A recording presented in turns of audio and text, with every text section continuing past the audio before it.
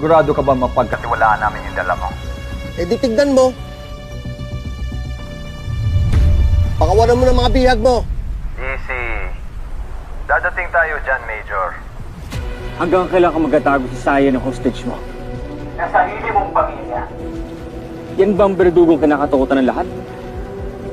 Bilib talaga ako sa iyo, Andrew. Parehong-pareho kayo ni Rebecca.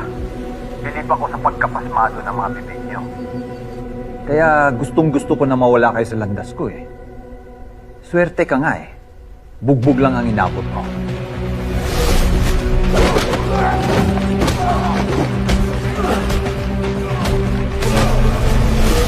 Hayop ka!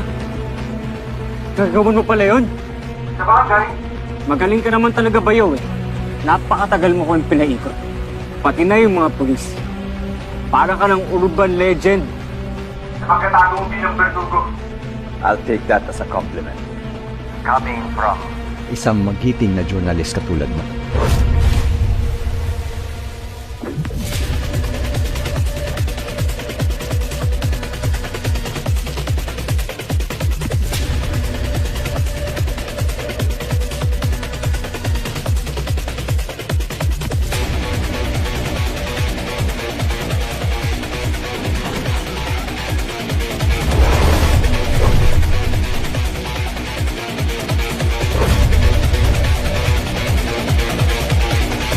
So tell me, Berdugo, ilang tonelada ng drogang na ibenta mo at ilang buhay na ang nasira mo?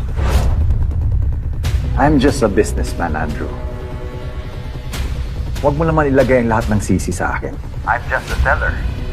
Nasa kanila pa rin yun kung bibili sila o hindi. Kung gusto nila maging addict o hindi.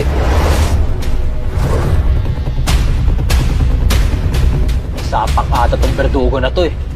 Kasalanan mo to lahat, Raulo! Uy! Teka, glitch ba to? Bigla nag 100k views. Tinan mo, ang dami oh. Anong ginawa mo? The usual. Tinunta ko yung mga journalist and influencer contacts ko. Siguro.